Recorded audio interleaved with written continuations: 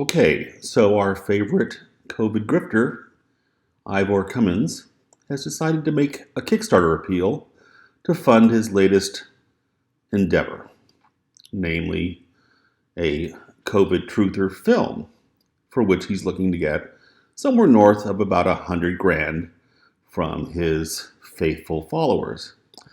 I thought we would take a look at it.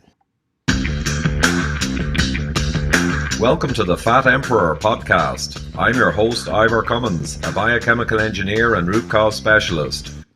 Okay, let's stop right there. I looked it up. The census actually doesn't have an occupation called root cause specialist. Let's go on. When Imperial College London suggested that in the UK, 510,000 people could die from COVID-19. Actually, that's not quite true. What they actually said was, in the unlikely absence of any control measures or spontaneous changes in individual behavior, i.e., if nothing whatsoever is done, nothing at all. No social distancing, no mask wearing, no even maybe not going to work as often as you might. Then in that case, which they say is unlikely, that's when they would expect approximately 500,000 deaths in Great Britain. That's quite a bit different from what Ivor suggests, which is that they predicted that there would be 500,000 deaths. They're simply setting an upper bound which they explicitly say in their paper is unlikely. That got my attention. My numbers were about 1/10 of those numbers. Okay, so here we see a couple things. The first thing we see is the first appearance of Michael Levitt. For those of you who don't know, Michael Levitt is a Nobel laureate in chemistry. He's also emerged as one of the key figures in the COVID truther crowd, specifically insisting that all viral outbreaks follow something that they call a Gompertz curve, even though the outbreak that we're now experiencing with COVID follows not at all. Levitt is also fairly infamous for being basically wrong about every single thing that he's ever predicted. He fundamentally does not understand that a virus's infection curve leveling off is due to mitigation efforts. He assumes that it's saturation, and that the saturation occurs when viral attack rates within a community approach something around 20%. Despite the numerous examples that we have in places like Lombardy in Italy, in meat packing plants, on cruise ships, on warships, in prisons, of viral attack rates from 80% to over 100%. So this so-called limit of 20% has been disproven empirically over and over and over again, yet he doesn't seem to want to get rid of it. What was the virus? Where did it come from? Was it really this dangerous? If a new virus comes, let's decide whether it's really new or not. As data became available, my suspicions were raised, and I began to dig deeper. It's not fair to call it a new virus. Wait a minute, it's not fair? Who's it not fair to? Other viruses? The COVID virus itself? I don't understand what it's not fair has to do with any of this.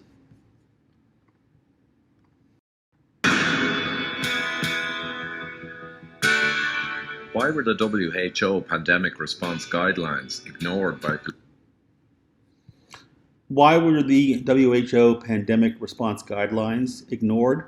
Here, Ivor is referring to the 2019 guidance that the WHO put out in terms of proper pandemic response to an influenza pandemic. Now, COVID, this is another thing Ivor simply refuses to understand or acknowledge, is not influenza. It's not even in the same viral family.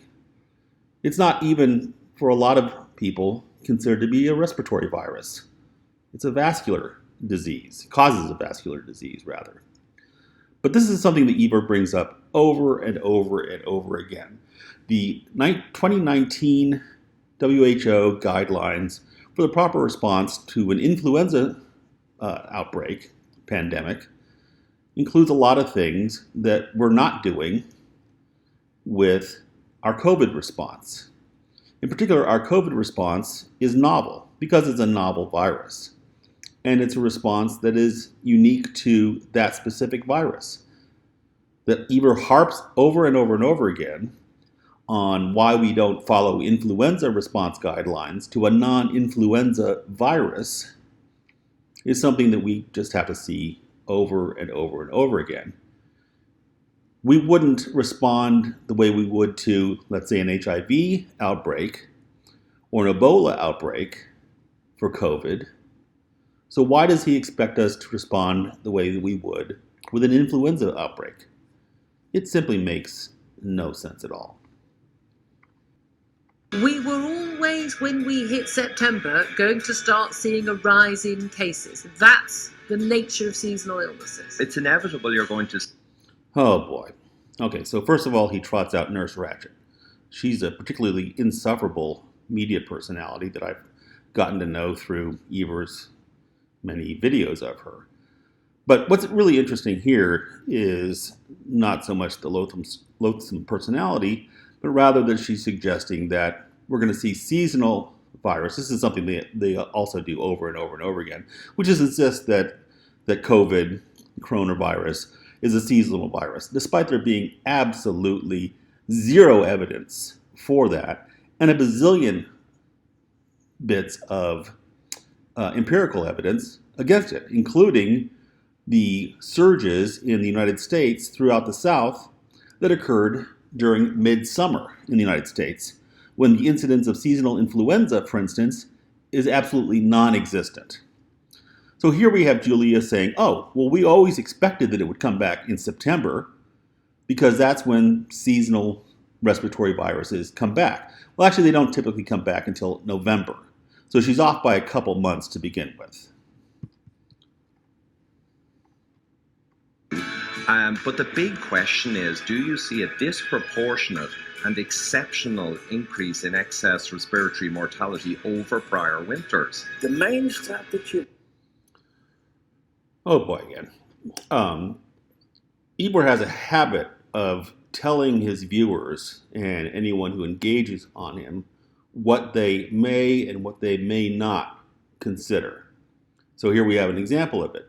He's telling us that what's important is that we only look at whether or not mortality in the coming winter, i.e. a winter that hasn't even happened yet, is above or below that for typical seasonal respiratory mortality. That's extremely constraining. As I've already said, first of all, it's debatable as to whether or not COVID is even a respiratory disease at all.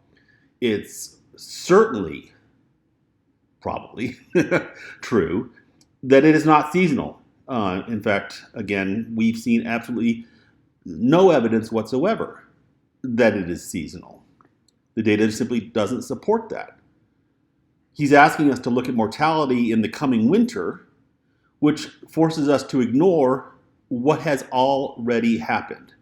And what has already happened is that in last spring, this summer, and now this fall, 3 seasons during which seasonal influenza is non-existent in the Northern Hemisphere. I'll say that again, non-existent. So COVID has raged in the Northern Hemisphere in the 3 seasons during which there is no influenza. Yet he insists that we call it an influenza or a seasonal respiratory virus. No evidence of that whatsoever. And in those 3 seasons, COVID has already emerged as the single most deadly disease, the single largest individual cause of death in the United States, in Europe, including Sweden, by the way. COVID is the number one cause of death in Sweden and has been for a long time for 2020. Now, you might think, well, maybe that is or is not. But it is not even in the top 15 causes of deaths in any of the other Nordic countries. Now, we can say, well, that's just because Sweden isn't like Norway or Finland or Denmark. But that doesn't really make any sense. My COVID diary charts the rise of COVID-19 and my search for evidence-based answers in the midst of the madness. And science should always win. This is really rich. Here we have two of them, Levitt and Cummins, scolding us about how they're only searching for the truth and for evidence-based answers. Yet they consistently ignore the evidence, such as I've mentioned a few times now, that COVID, particularly in the United States, where it was very badly controlled, was most prevalent in the 3 seasons during which the United States sees no influenza whatsoever. They ignore the fact that COVID has emerged as the largest cause of death in the United States and Europe for 2020. And 2020 is not even over yet. And they insist that what we need to do is look forward to this coming winter. And by the way, death rates per day, per capita in Europe are currently, this is the end of November, exceeding what they were at their peak in the spring.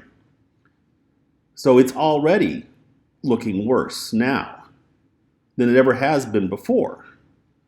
But we're implored instead to look at, quote unquote, the evidence and the truth. And again, this is particularly rich considering the history that these individuals have of promulgating conspiracy theories. Cummings routinely retweets QAnon conspiracy theories related to the virus. Levitt has retweeted Russian state COVID disinformation as if it was the truth. I have no idea why. But the fact is that these are not particularly rigorous individuals. And frankly, that people would donate to them their hard-earned money in the middle of a deadly pandemic to produce a propaganda film to try and disprove this for whatever agenda. It's unclear what their real motivation is here. Is unfathomable.